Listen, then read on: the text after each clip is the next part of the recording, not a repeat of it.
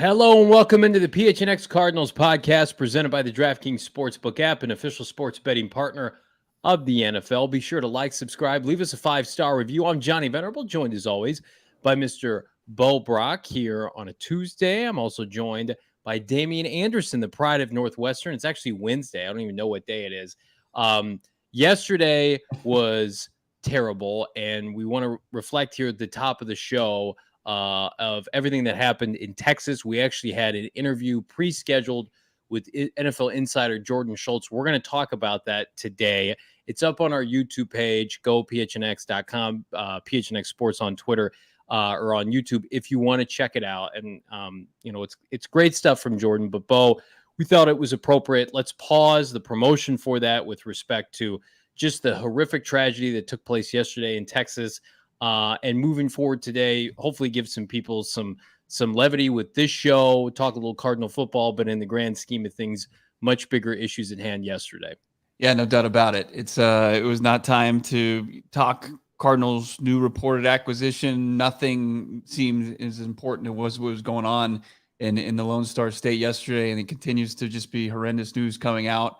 And we're thinking about everybody involved there. Just a brutal situation, and I think that there was just right to go silent for a while and just kind of let that situation kind of continue to develop and hopefully start to heal at some point. Yeah, guys. So go ahead, Damien. I was just saying, it's just great, and what you guys were able to do is just take some time out and pay your respects to all those that lost their lives. And I think that we understand that although that football employs many of people, and it has a great economic impact across the country. At the end of the day, it's a game, right? And it's trivial in comparison to things that are going on at times in our country. And I think it was the right thing to do. So salute to you guys. And I know I don't want to be repetitive in that, obviously our thoughts and prayers go out to, the people impacted and families in the town impacted. But I think it's more so that hopefully change will come as a result.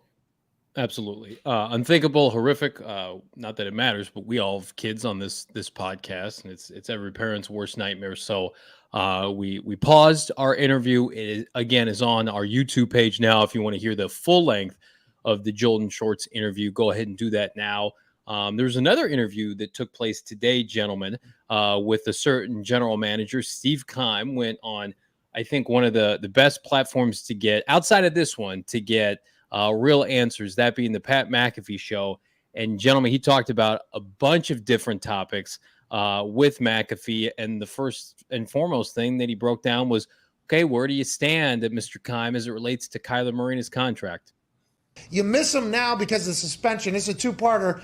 Were you surprised by the suspension that it came, or did you know about, does the league keep general managers and such informed? And is that Eric Burkhart, 2 days before you got to hit a press conference at the Combine, releases a great piece of content. Mm-hmm. Not a screenshot of the notes section, actually had a header and everything in there, laid out what Kyler has done for the Cardinals, what they're expecting for the Cardinals, what the Cardinals can do to make said letterhead go away. Then you answer and Cliff answers and say, hey, business, we'll figure it out. Instagram. Kyler takes off. He took off fucking everything he had of the Cardinals. We had to cover it, day-to-day conversation. We're like, oh, well, this is obviously becoming something. He's not at OTAs now. So now the full conversation is the Kyler Murray-led Arizona Cardinals have been very successful. Obviously, you've been leader of the Cardinals at the same exact time. You guys have said, he's our future quarterback. He's our future quarterback. He's in our plans. He's electrifying. We all know that. Where does that stand? And do you just assume that that'll get figured out like businesses in the NFL? Yeah, I just think it's a timing thing, Pat. It's every quarterback that's done it before has done it from anywhere from July to September, and no different for us. I have to get prepared for the NFL draft. That requires a lot of hours of tape watching, free agency at the same time, and it's not easy. So your time is really taken up in a lot of different directions, and you have to prioritize it. And we know that he's under contract for another year and also the fifth-year option. And he is our future. We feel that way strongly, and I feel like we'll be able to get something done this summer. I think, I know I'm not aware of how often people can talk when it comes to you being a GM and someone's agent for someone like Kyler, who you said is your future. Is it something where when you are in a situation like this, do you guys talk daily, weekly? Like, do you go long chunks of time? How does that work? Yeah, I think whenever the conversations and I would say the negotiations ramp up, you talk on a daily basis back and forth. I have a good relationship with his agent, Eric Burkhardt. He also represents Cliff, which is a little unusual, I know. But hey, got a deal done. Got a deal done. That's right. You guys are deal makers. You guys are getting deal done. But Pat, as big as a wrestling fan as I am, and congrats on WrestleMania, I was thinking maybe you set up a cage match between me and Burkhardt. Yes! Yes! Let's go. Hey, listen, I don't know what the letter will look like that he'll write afterwards from the hospital, but I got a feeling you will beat the fuck out of him. Good stuff there. McAfee he's just one of the best. Some things to unpack there, not a ton. Can I just say this? I love Steve Keim. I think he's probably the best modern GM that this team's ever had. His draft notwithstanding, draft results. He needs to stop bringing up Kyler's fifth-year option, because you know who doesn't want to hear about his Kyler Murray. Like, Kyler Murray's not playing this year on his fourth year, much less next year on his fifth-year option. So that's probably me just and Steve just forward thinking like, oh, he's a player, he's got a fifth year. Stop talking about it. It's irrelevant, Bo. Sure. I mean, but it's part of his leverage. He just has to throw that out there and say, hey, don't make us, flex this, because we can, and we can play that game. We can, we're not out of the mud yet. I mean, and I've said this from the very beginning, ever since Johnny revealed that Kyler Murray had pretty much just taken the Arizona Cardinals purged it off. That of was that media. me? Yeah, it was you. That was you. Pat McAfee, when I was on Radio Row, was talking all about it. It was Johnny Venerable who broke that news. Oh, wow. But it was, I think that as far as, Keim and that little flex, that I don't think that's the important stuff. What's important is they have a timeline. He mentioned it. It's July through September. That's when they envision getting a deal done, Damien. And I think Cardinals fans need to remain confident no matter what happens next week with the rest of OTAs or mandatory minicamp, even though Cliff Kingsbury said yesterday he expects Kyler to be there for mandatory. No matter what happens between now and when ink finally gets put to paper, Kyler Murray's going to be an Arizona Cardinal. I think both sides have shown enough good faith that that's going to happen. Yeah, Bo, I think that this has been well documented, right? I mean, we know the scrubbing, we know the letterhead that was sent out, we know the proverbial good face on behalf of the Cardinals, right? Getting Hollywood Brown, going offensively heavy in terms of the draft, and getting Trey McBride as a second, essentially a first-round draft pick in Hollywood. So I think those are actions of good faith. I'm like, Johnny, you didn't have to say it, but he did say it. He talked about the fifth-year option. Stop talking about it, Steve. Yes, yeah, no. I absolutely agree. I think that it was unnecessary. And to me, what I took away from it was planning in summer, right? We plan to get this deal done in the summer, and I think that everyone knows that Kyler isn't playing football this season if he doesn't have a new deal on the table. You saw something interesting. Go ahead. It's your dad saying he's going to turn this car around. I mean, he's not actually going to do it. It's just an empty threat. It's whatever's left that I'm going to count to three. 1. I never have to get to 3 with my son, but with my daughter, I can get to 7, 8, 9, and she'll pull out a switchblade. She's 2 years old. So Bo, you saw something earlier today that it was interesting. Let's just call it interesting via our friends at Pro Football Focus. Yeah, it was ESPN and Pro Football Focus. They've teamed up and they found a new projection, because Pro Football Focus had one earlier in the offseason. And I mean, you guys maintain this, and I think you're right. And this projection certainly shows that the longer the Cardinals wait, and throughout this offseason, it's cost them more, and that charge is getting higher and higher. Pro Football Focus says Kyler Murray is going to make somewhere around 6 years, $280 million. 6 years, 280. That's $46.67 million a clip a year, and they're projecting $155 million in total guaranteed dollars. That's a ton of cheese, if you're asking me. I mean, it's not the 230 guaranteed with the Deshaun Watson, but let's separate that. That was for the Browns to get back into the Watson sweepstakes. Kyler Murray and the Cardinals can work out it, enough where he thinks that he's going to continue his good play, and it's not going to be a big problem as far as how much of it's guaranteed. But 155 still a pretty unprecedented amount. I mean, guys, inflation is a bitch. I mean, I think that we all know that. Just going to the grocery store, getting whatever it is, baby formula, lifts for Johnny's shoes, whatever. All right. Whatever man. needs to happen, we know that prices have increased. Obviously, gas prices, whatever it is. But I think that we know that the contracts that we've seen, the comps, they're around 40 million. So, I mean, yeah, it's increased probably a couple million per year. I'd say obviously at 46. So probably like $36 million. And when you're talking about a quarterback, is it that much? But I think you have to go back to Keim's comments about planning and timing, right? He said free agency. He talked about the draft and addressing Kyler's deal, which he does have, a fifth-year option on. Yeah, that 46 million. Good hell. I can tell you right now, the word on the street is when Kyler and Eric Burkhart went to Keim and Michael Bidwell in February and plopped that extension, PDF or whatever it was, maybe they sent it through Gmail. So this is what we'd like to be paid, please. It was close to 40 million per year. And then they pulled that in March after about 6 other quarterbacks got extended and reset the market. As Eric Cross points out in the chat, it's like the housing market. As Bo would know right now, Bo just put his house on the market. Should we get the realtor.com link in the description? Would that be a conflict of interest? But anyway, I think that with each passing week, it becomes more expensive because the sense of urgency grows for the Cardinals to bring him back and to lead this offseason. So Keim can say summer, but like we talked to Jordan Schultz yesterday, Bo, and I was under the impression, especially after talking to Rap Sheet the week before, pointless flex here, shameless flex. He said he thought it would get done relatively soon. And then we got Jordan on the podcast yesterday saying, no, this is going to be a while. Well, then the longer this takes, Bo, the more expensive it becomes. Yeah, I mean, I trust Ian's kind of what he's hearing from the organization. Like Jordan is great with player by player. Like he was all over the Darrel Williams, he was all over Zach Ertz, and he's got his sources as well. That's one thing you have to know is like there's different reporters have different sources. I think that it's more in line with what Ian Rappaport, what Steve Keim are saying, where it's going to be right around that kind of training camp groove where they can get Kyler signed to this big deal. Now, does it become like my question is after June 1st, they can jockey through the roster and kind of play the salary cap game a little bit more. They'll have a little bit more wiggle room than they do as of today. But, is it just become straight negotiations between now and then? That's what I'm kind of curious about. Is it because how much time do you need to iron out? I mean, this is an unprecedented as far as the organization. To Jordan's point yesterday, unprecedented amount of money that this organization is going to fork over. Sure, they've done it with Patrick Peterson. Sure, they did it with Chandler Jones and Carson Palmer and stuff, but nothing where it's going to be the top quarterback contract in the league, at least for one season. Bo, do you think guys, do you think it has to be the top contract in the league? No.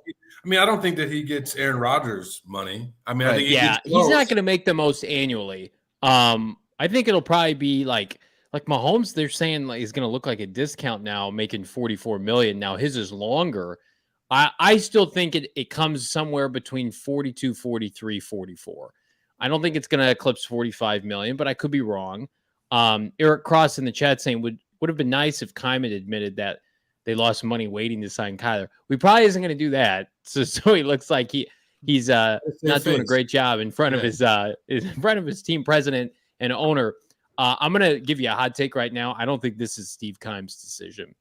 Steve Keim wants to re-sign Kyler Murray. Steve Keim knows what the market is for a franchise quarterback. I think Michael Bidwell is a great owner. I think they can win a Super Bowl with Michael Bidwell. When Michael Bidwell wants this contract to be done, it will be done. Because I've been very adamant since Kyler Murray has ascended to superstardom, the second most powerful person in that building is not Steve Keim. It's Kyler Murray. Kyler Murray holds all the cards, no pun intended. Kyler Murray will be paid when Michael Bidwell thinks it's time to pay Kyler Murray. I love Steve Keim. He controls 52 of the 53 men on the roster. He doesn't control number one. That's John, my opinion. I guess I throw this back out to you because Kyler's done everything that he possibly can, with the exception of obviously winning a playoff game and a Super Bowl. Those are huge. Those are difficult to do in the National Football League. But I'll follow it up with this to you and Bo. What is he not doing that Michael hasn't signed off on that yet? because we've seen it done in other areas? Or is, to Keim's point, is it a timing issue, or is there a disconnect between Michael and Kyler? Not trying to stir anything up, just saying, is there a disconnect with Michael and Kyler? I think there's a disconnect in the sense that it's money. The money, sure. We hear from Burkhardt's camp, obviously, and Kyler's camp that it's going to work in favor of the Cardinals, at least in the short term this season. But we don't know. We don't know what was in there, and as far as what would it have made sense? Obviously, they're waiting for a reason, but also the owner Michael Bidwell could have dug in and said, "Hey, we're not gonna do this deal in an unprecedented time. We're not going to be held hostage by any agent, because if they do it with Kyler Murray, does it happen with Byron Murphy when he goes to negotiate his deal? Does it happen when Jalen Thompson wants his new deal, or Zach Allen, or when Isaiah Simmons is up for a new contract? You did it for Kyler. Why won't you do it for us? It's just because you're a quarterback. I just don't think that that's something they wanted to get in the business of doing. We saw what kind of the response was to the football world with the Deshaun Watson deal. Like, people are like, "What the hell are you doing?" Like, people thought they shattered the quarterback market. Now, luckily for the Cardinals' sake, it didn't. But they have to be careful because it's more in line with the quarterback to quarterback situation year in and year out than the Deshaun Watson. Rapshi told us that he believes that the front office expected to have to do a deal this offseason. I don't know. Yeah. I feel like Michael Bidwell probably would have liked to have waited another year, like get a year of Pro Bowl production at a cheap value, and let's see some strides in leadership. But I mean, push comes to shove, we can analyze this till the cows come home. They have to do a deal. They go from a potential playoff team, a team that's got an over-under right now in DraftKings right around 9 wins, to a team that'd be picking top 10. As much as I love me some Colt McCoy, and integral piece of Kyler Murray's offense is one DeAndre Hopkins. Steve Keim gave a little insight as to how that went down, his notice as it relates to Hopkins being suspended, and then the Hollywood Brown acquisition as well. You miss him now because of the suspension. It's a two-parter. Were you surprised by the suspension that it came, or did you know about, does the league keep general managers and such informed? And is that why the Hollywood Brown trade is such a big deal? Because as soon as you lost D-Hop, your team looked completely different. Well, yeah, I think, the process of him getting suspended, that's something that it wasn't effectively done until about a week after the draft. But the Hollywood Brown train, really, at the end of the day, we felt like we wanted another game changer, another guy who can take the top off the defense. And I think the one thing about Hollywood Brown is, again, having that relationship with Kyler. For me, getting a guy under 2 years of controlled costs, because I think his salary is about to be $2 million this year. We exercise his 5th-year option at maybe like $13 million. So you have 2 years of controlled costs, and these receiver salaries are getting out of whack, as you can see. They're getting extremely high, and to be able to get a guy under controlled costs for 2 years is extremely beneficial for us. As you saw, we lost Christian Kirk to the Jaguars. So wanted to find another guy that can be dynamic and play inside and out. Good stuff there. And Bo, I think you've made the point, like the replacement of Kirk is Hollywood Brown, and we all feel like that's an upgrade, even though Brown's going to play outside, and you've got Rondale Moore in year 2, which we're all excited about. So I think that is the immediate short term, as we lose Damien briefly, fix. But long term, I mean, if DeAndre Hopkins does not come back and play up to number 1 status, and he's due $30 million next year, like, Hollywood Brown is going to be owed a new contract. You gave up a first-round pick for him. Is it inconceivable to think Hollywood Brown could be the number 1 receiver on this team in like 2 years? I mean, that's what you want. I mean, that's part of the reason you pull off this deal. I mean, that's where you want him to kind of play the role that he played in Oklahoma. That's what Kyler Murray envisions. That's what Hollywood Brown envisions. But yeah, you don't want it to happen now. If it happens this year, it's going to be disastrous for the Arizona Cardinals. It's good and bad, but it's probably more disastrous because you don't get the same DeAndre Hopkins that you expect to get back after week 6 going into week 7. So I don't know. I mean, it's interesting to me, and I see that, in Eric in the comments, saying that he avoided, he kind of was very political as far as his answers concerned. And one thing's tough with McAfee is he asks such long questions.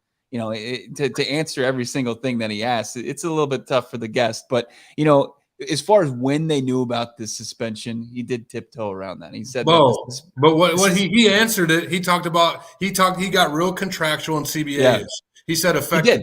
He said effective. Yes, So that exactly. means that effective date, they knew the effective date Yes. wasn't until after the draft. So obviously the right thing to say is that, yep, Hollywood is dynamic, play inside and out. We wanted another game changer. That all makes sense, but they also needed a guy outside of DeAndre Hopkins who they knew wasn't going to be able to play for the first 6 games. When that was effective, they knew that they couldn't talk about it until after the season. That's why they made those moves. And voila, it makes sense. Obviously, it's a good faith movement with Kyler, and it fills a need that the Cardinals have that they have for the first 6 games. And to Keim's point, I think it does help them, be more dynamic offensively inside and out.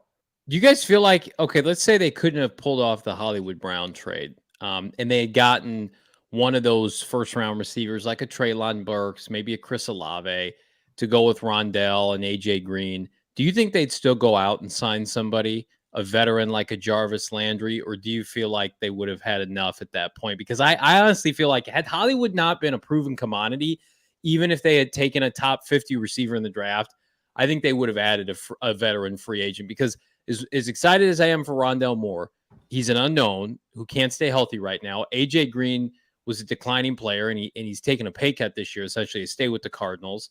And then you don't have your number one in DeAndre Hopkins. That's a scenario in which, like, I think it proves to everybody, like, Hollywood Brown is going to be the number one receiver for the first 6 weeks, and I expect him, Bo, to carry that through and to have that rapport. I mean, everybody and their mother knows what he and Kyler Murray did at Norman at Oklahoma. I know that was the Big 12, but I know, but he was in a run-dominant offense with a quarterback that can but doesn't like to throw deep. They had to scheme him open deep. Now it's just 3-4 receiver sets. I am a firm believer, whenever it becomes available on the DraftKings Sportsbook app, pound the flipping table for Hollywood Brown's over on receiving yards. I think he's going to go 1,300 receiving yards easily. He's going to have his best year of his career, in part because it's a contract year, but also, I don't know, man. Yes. The closer we get to this, I get, and Bo brought this up, it's in my brain now, Patrick Peterson vibes, not with how he left the Cardinals, but like he got busted for PEDs and, man, was never the same player. I hope to God that's not what happens, but you get expensive and you lose what makes you great. And I think his game will age better than P2's, who was predicated on athleticism and speed. But I have concerns about what Hopkins is going to look like second half of the season, Bo. You should. I know, Damon, you've got something to say. No, I was just going to say, I mean, if I recall correctly, with Pat P, it was just performance enhancing. He wasn't coming off an injury, like a season-ending injury. And DHop, I think up until the point when he got hurt, he was one of the best in the league, or if not, the best. I mean, you could argue, details, data, whatever it is. But if you look at the first part of the year, Johnny, I think that you have to be a little cautious because defensive opponents can double team Hollywood, and then they're going to create opportunities for A.J. Green, create opportunities for Trey McBride and Zach Ertz. So I think that those pieces are going to have much better first 6 games than a Hollywood Brown. I don't think Hollywood Brown flourishes until DHop comes back, when he garners all that attention. So I wouldn't jump right away, because right now he's the only threat. As you mentioned, Rondell Moore, what has he really proven? A.J. Green, he's been inconsistent throughout his time there. Zach Ertz has been man. Trey McBride, I think he creates opportunities in matchups. So I think that they're going to identify those things, but Hollywood could easily be double team. And it's like, make the other guys beat me. Rush the football and make the other guys beat me. And can they do that? That'll be the answer. And I think Patrick Peterson felt disrespected at that point from the organization. He thought he had merited an extension, or at least them to start discussing that. The previous year he had the trade request. I mean, it was pretty much his model teammate, citizen, whatever, Cardinal citizen.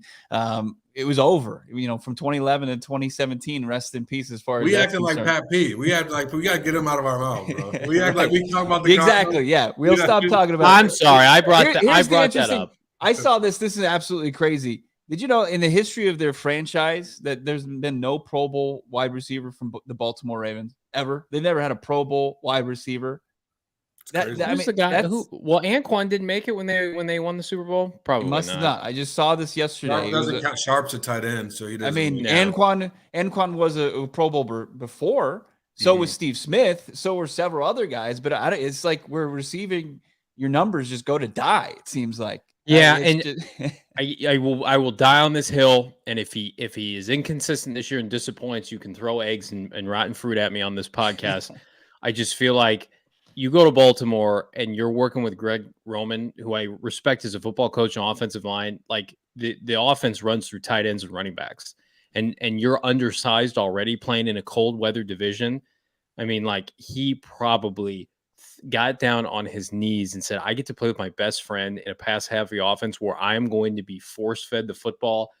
If you get, even if he never, I don't care if Hollywood Brown ever makes a Pro Bowl for the Cardinals or his first team All Pro, but if he gives you 2, 3, 4 consecutive 1,000-yard receiving seasons and helps you win games, it's worth it, especially as Steve Keim and the gambles he's taken in the first round have not paid off. And speaking of gambling, can do just that right now on the DraftKings Sportsbook app. The NBA playoff action is non-stop. We got a pivotal matchup tonight. Celtics Heat. Taking the Heat spread -2.5. Take the Heat, or excuse me, the Celtics spread -2.5. I also just like the Celtics to win outright. Their money line. This week, new customers can bet just $5 on any team to win. Get $150 back in free bets if they do. Looking to turn a small bet into a big payday during the NBA playoffs. With DraftKings same-game parlays, you can do just that. Create your own parlay by combining multiple bets like which team will win, total threes, total rebounds, and boom, you have a shot at an even bigger payout. Right now, all customers can place the same-game parlay with 3 or more legs, get a free bet back up to $25. If one leg does not hit, it's a call to action. Download the DraftKings Sportsbook app now. Use that promo code PHNX. Bet $5 on any NBA team to win their game. Get $150 back in free bets if they do. That's promo code PHNX only at DraftKings Sportsbook. 21 and over. Arizona only. Gambling problem? Call 1-800-NEXT-STEP. New customer only. Minimum $5 deposit. Eligibility restrictions apply. See DraftKings.com/sportsbook for more details. Well, shameless flex, gentlemen. I went to the gym before this, and I went to the gym in my vehicle without air conditioning, and it was hot as shit. And I got there, and I'm like, I am grossly Johnny. Yes, my air conditioning costs $1,700 to fix. I'm putting it off as long as I can. We have another reliable vehicle, but this is just my car to putter around the greater area of Maricopa. Bottom line is I am not hydrated enough, and it's getting hot this summer. Arizona is home to 3 of the top 10 hottest cities in the country: Yuma, Phoenix, and Tucson. And here's what you can do to stay safe. Obviously, you want to drink water. Even people that stay mostly indoors all day should drink at least 2 liters of water per day. People that do strenuous activity outdoors should be very careful.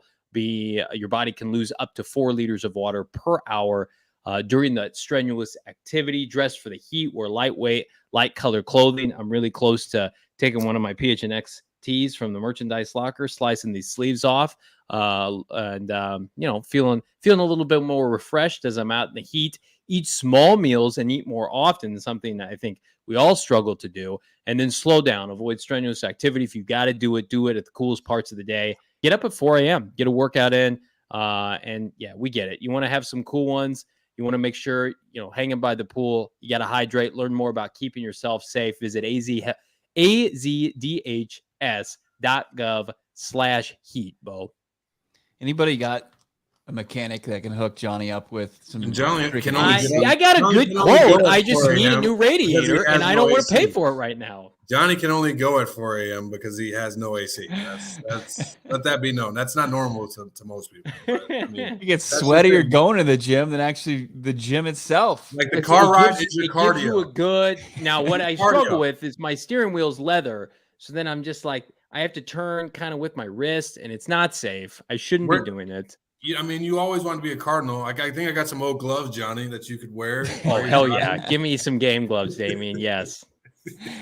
When I was a poor college kid, I would use my socks. I didn't have AC. You're acting like you're poor. Are you eating ramen noodles too? I just don't like. My wife has a car with the kids. It's the bigger. It's our family car. Now I have another car.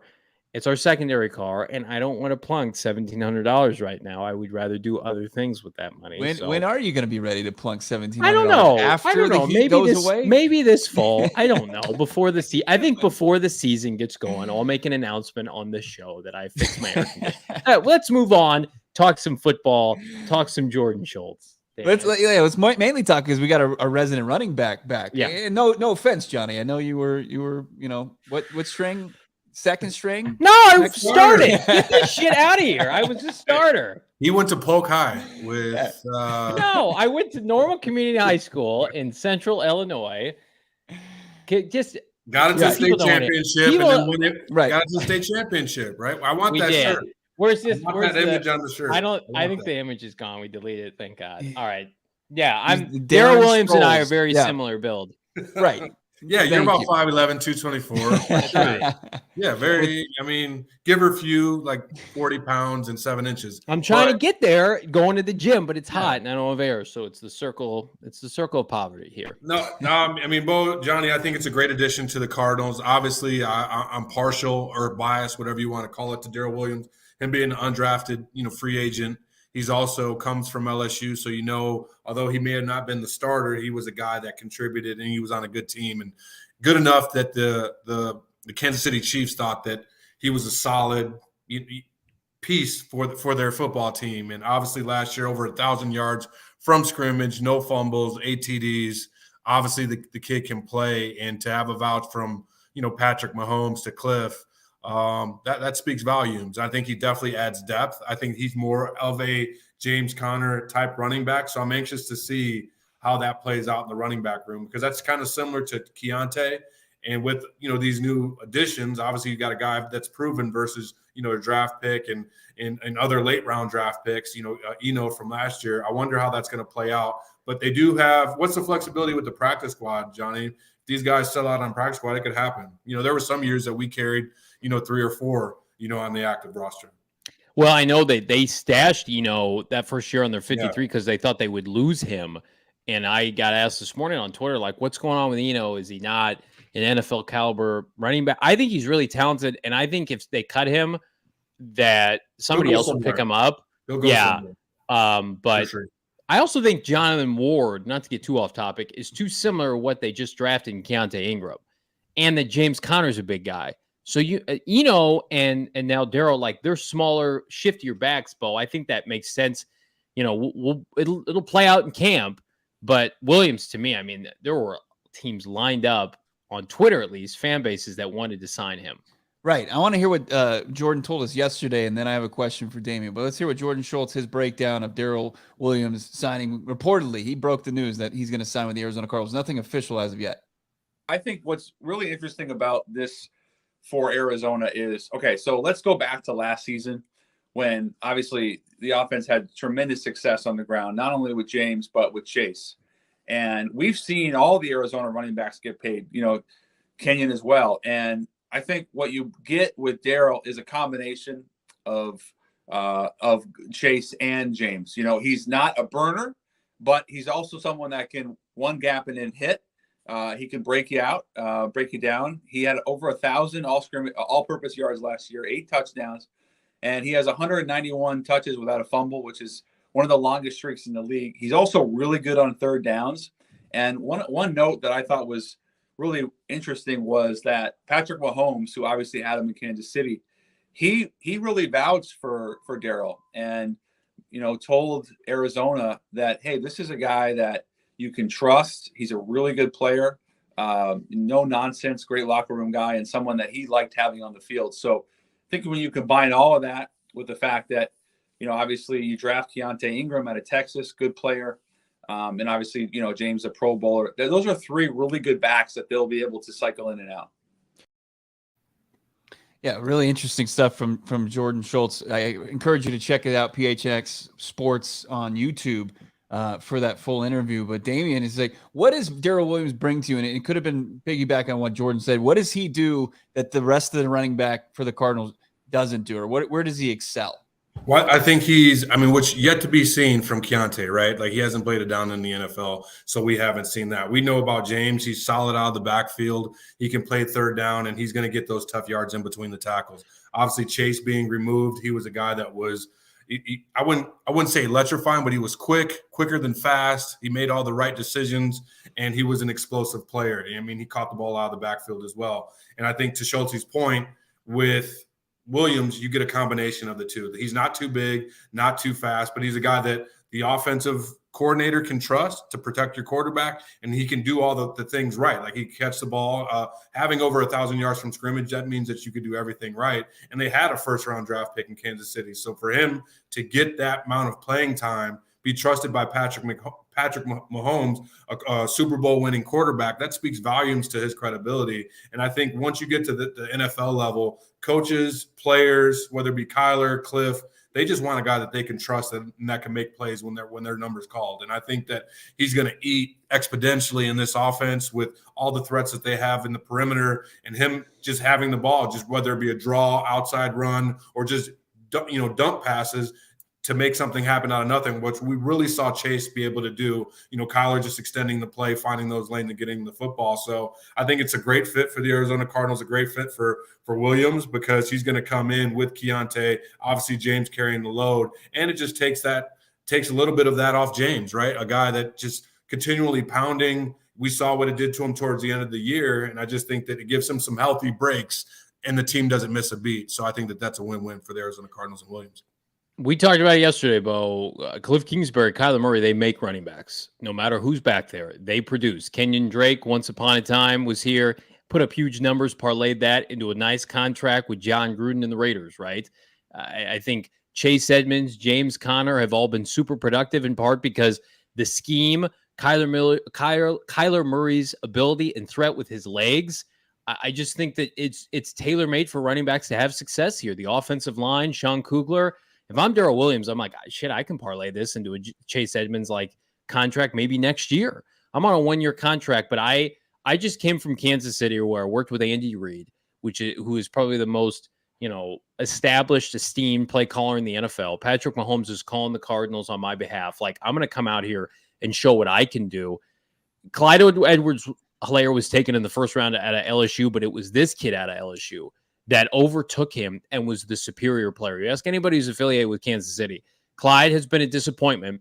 It was this kid's hard running in between the tackles for an offense that was too one-dimensional. They wanted to get back to running the football, and he kept defenses honest in sometimes a premier starting role, and now he's your secondary option behind James Conner. The Cardinals, they do a lot of things that make you frustrated. You scratch their head, back-to-back inside linebackers in the first round, that kind of thing. I love their approach with the running back core. Minimal cost. James Conner cost you nothing last year. His extension, it's a lot of fluff. There's some nice guarantees, but it's not the Zeke contract, as we mentioned yesterday. This kid's making the vet minimum. This is what wins in the NFL, right? The LA Rams now won the Super Bowl with just a stable of running backs that are B-, B-, B+ players, right? You do not have to take running backs really in the first 2 rounds anymore. 3rd, 4th, 5th round. We'll see what that happens with 6th rounder Keontae Ingram. But the receiving money makes it difficult then to splurge at other positions. And running backs, you hate to say it, it's a position, Damien, right now that you can supplement. There's so much talent. And then these guys, the wheels kind of fall off as they start to approach 30. But I think this guy is primed for an Edmonds plus type of role because I think he's more physical. Yeah, no, I agree with that assessment, Johnny, and what he's able to do, as you mentioned, inside the tackles. And don't get me wrong, Chase had that ability too. Chase ran tough, but he also got dinged up a little bit. And I think that Williams showed with that size, being 224 pounds, I think Chase was barely over 200. With that extra 20 pounds, it enables him to be okay, right, for the long haul of the season. And I think that it's just being in that offense, being in a similar spread type offense, those holes and just opportunities are just everything's bigger, right? I mean, I know that they say everything's bigger in Texas, but everything's bigger in terms of the holes in Arizona due to the offensive threats that they have on the perimeter. Yep. So I think that he's going to eat, as you mentioned, with James and with James and potentially Keontae. What happens with Eno? Who knows? What I did see of him, I liked. I did. I think he ran a lot harder, than he did in college, and he stepped his game up to the next level. But how's that gonna, transition? Does he play special teams? Or I think that we talked about a little bit earlier, Johnny. There's going to be suitors out there for Eno if he does get released. Keim said really quick, Bo, on radio that Keontae will be their 4th running back this year, assuming he doesn't embarrass himself. Darrel Williams is now their 2. So it's the fight of Eno or Jonathan Ward will be their 3. If I'm a Homer Sun Devils fan, we got a lot of them here, and Eno was beloved here. He was a 7th round pick for a reason. I mean, he fell. A lot of people thought he'd be 4th, 5th, 6th round. He was a 7th round pick. 4-6 will do that to you. Yeah. I think if I'm Eno Benjamin and I've spent 2 years on an active NFL roster, that's a win already. Like, I'm a 7th rounder. I feel he's going to have a nice career, but I think it would be different, obviously, Bo, if he was taken in like the 3rd or 4th round, he would be assured of a spot. But just your 7th round pick, nothing's promised to you. Right. No, and it's kind of the same thing as DJ Foster, a guy who also went to ASU and spent, I think more years than a lot of people projected him to be in the NFL. He did a lot of things on teams. And I don't know what it is with the Arizona Cardinals. Yes, he did. Yeah, exactly. Yeah. It's as far as, Eno goes, I don't know why the team doesn't want to. He had an opportunity. There was certainly a couple of them at the end of or in the middle of the season when James Conner was dealing with injuries and Chase was dealing with injuries, and we still didn't see more Eno Benjamin. 5'8", as you said, 4'6", not as shifty. Does that play at the NFL level? Can you kind of rely on that? Probably not. But I have to say, I think that this team, this running back room, is either the status quo or maybe a little bit more deeper than it was last year. Like if they have another situation in the middle of the year where James Conner's out, or you're jockeying between Darrel Williams and James Conner being out, I like the idea of Keontae Ingram being there and Eno Benjamin being there. Yeah, kind of fall back on. Yeah, I'm with you, and I also think suddenly now 2 of your strongest position groups on the team are running back and tight end, and you can lean on those position groups early while DeAndre Hopkins is out. So I would love to see 4 running backs active on game day. And to me, Eno Benjamin, we will always have him trucking the shit out of Drake Kirkpatrick. If he doesn't play another snap in the NFL, frame that, get that posted in the stadium. If you're ASU, get that up. It's a fantastic play he'll remember for the rest of his life. Yeah, no doubt about it. Guys, throwing this back out, I know that the team has invested heavily in the receivers, and obviously running backs got depth there. We potentially see Kyler getting signed right this offseason, right, for the future. Is this offensive line good enough to hold up? Great tease for our last segment, I think. Absolutely. Yeah, let's get into that conversation. But first, of course, as Johnny mentioned, the summer is heating up right now. We want to make sure everyone is safe and healthy. COVID-19 vaccines free for everyone 5 and older. Those 12 and older are now eligible for the booster. Check out and visit azhealth.gov/find vaccine for a location near you. And of course, we got to talk about OG's brand. Stop by our local dispensary, grab some amazing scratch-made THC gummies for our friends at OG's. From our friends at OG's, different flavors like blackberries and cream and watermelon. Perfect if you're in the mood for uplifting sativa and chill. Just different options going for you with OG's. If you're interested in trying the amazingly delicious variety of flavors from OG's, brands that it has to offer, visit ogsbrands.com. That's OGEEZ brands.com. Find OG's near you. Yeah, we're going to get into that conversation about the offensive line. I think personally, one of their weakest parts now remaining on the offensive side of the football, because we saw it rear its ugly head at the Arizona Cardinals too many times last year, is the backup center position. Right now, it's just Rodney Hudson, and that's pretty much it. I think a lot of people are very concerned about still the interior of the offensive line. I'm concerned after seeing Justin Pugh's Instagram earlier today. Look at this. My God, he's my size. What is he doing? Get this guy a steak. Is he getting ready for his broadcasting career? This is what happens to linemen when they get out of the league. They drop like 100 pounds. He needs to suit up. What is the hell's happening? So I took a screen capture on my phone. And then the next one, I should have sent this to you, Leah. It's him like eating a burrito. He's like, I'm working on putting it back on. It's like, shit, man. The season camp starts in like 2 months. Can you gaming as an NFL player? Can you gain like 40 pounds in 2 months? Is that healthy? I mean, legally, or yeah. I mean, is it concerning? Yeah, Johnny, Bo. I mean, it is. I mean, just to see that body. I mean, I don't know. I'm just guessing. I mean, I would say maybe 280. And that's stretching it a bit. I mean, but I don't know. To play in the National Football League, you got to have a good foundation and a solid ass. Pause. I mean, but I mean, to play in the National Football League for 17 games and counting on playoffs, I mean, you have to be ready. And to 40 pounds in 2 months, I don't know if that. I don't know what's going on. It seems like he's focused on PXG and playing golf rather than protecting Kyler Murray. So that's a bit concerning. He's listed at 311. I mean, that's not 311. I think that's like 265. But I will say, guys, offensive linemen nowadays, they look more like tight ends. I mean, when you see them in person, you're like, wow, okay. I mean, and it's 325, and they're just more athletic rather than the big uglies, as my old coaches used to call them, where they just look pretty much like obese and unathletic. Now they look like, athletic tight ends and guys just a bit heavier. So we're going to see, man. Time will tell. Off the record, Damien, or on the record, I guess, what was Levi Brown like? Were you on the team with Levi Brown? Towards the end, yeah, definitely when I was front office. I mean, just quiet, a huge man. Huge man, but quiet. I mean, didn't say much. I don't remember any like anecdotes or stories. I just remember him being hella quiet and people on his ass with the expectation of how he was supposed to play from where he was drafted at, if that makes sense. Yeah. Oh, it makes sense. Yeah. Sorry. Yep.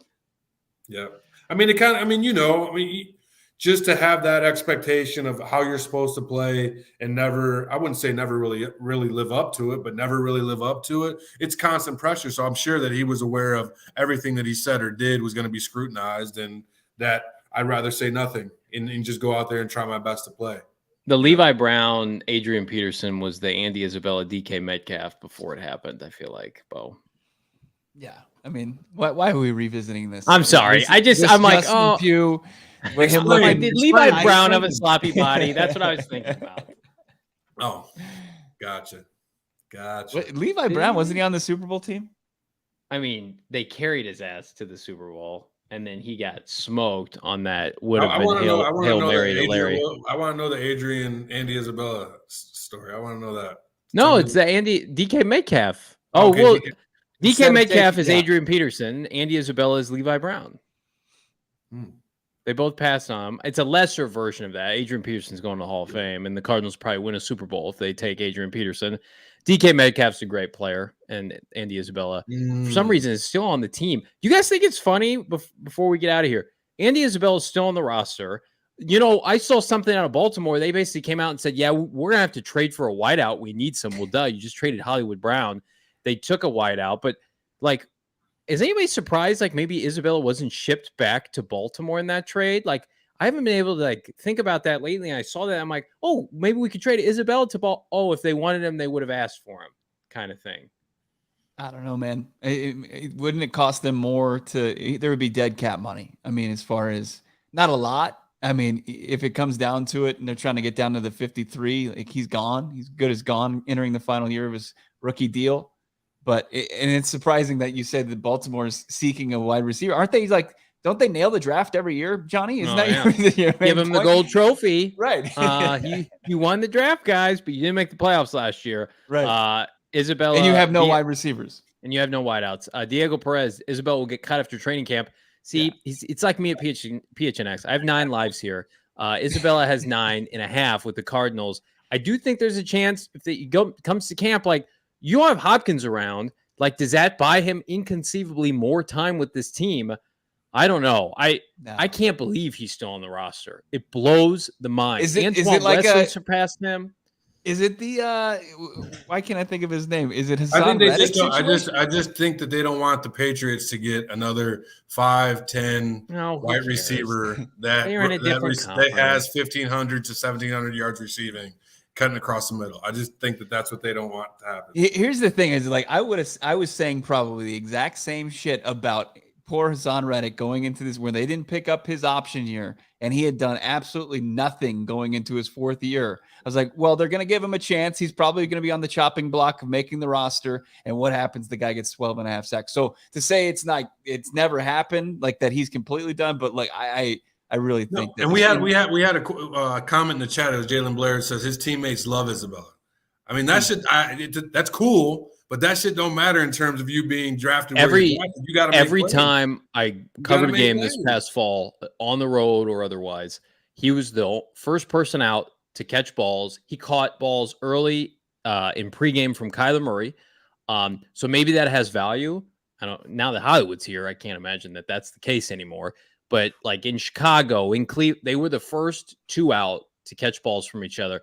He tries. Like, that's the best thing I can say about. I'll call him Little Andy, but he's not little. He beat my ass. He tries his damnedest. I just don't think he's an NFL caliber player. I think he'll go to another team, and I want him to do well, but I just don't. You look at him and it's like his hands aren't good. He ascended in the offseason that year because of I think an outlier Senior Bowl, and he tested really well, but man, he has too many inconsistencies to his game, and you would have thought somebody by now would have taken a chance on him. Like every time we hear about like midseason trade deadline last year, I thought he would be dealt. We heard whispers. Nope, they hung on to him because of Hopkins being hurt, and then the draft came and went, and then Hopkins is suspended now. It'll be great for the Rattlers. That's sad. Rick James. Good to be talking football with you guys today after sure. yesterday. Hopefully we were able to take your mind off of what went on, but it is still very prevalent in our country. Again, horrific tragedy that we absolutely want to acknowledge. The Jordan Schultz interview is on our YouTube page in its entirety for myself and Bo yesterday. Go check that out. We appreciate everybody coming back, hanging out with us today. We will be back tomorrow, 4 p.m. But in the meantime, do us a solid, like, subscribe, leave us a 5-star review anywhere you get your podcast. We're so fired up for this off season. We feel like just around the corner, we could be getting a Kyler contract, a signing of note. We just got Darrel Williams in house. OTAs are going to continue. We're going to continue your coverage year round. For Damien Anderson, the pride of Northwestern, Mr. Bo Brock, at Bo Brock on Twitter. I'm Johnny Venerable. We will see you mañana. Goodbye, everybody.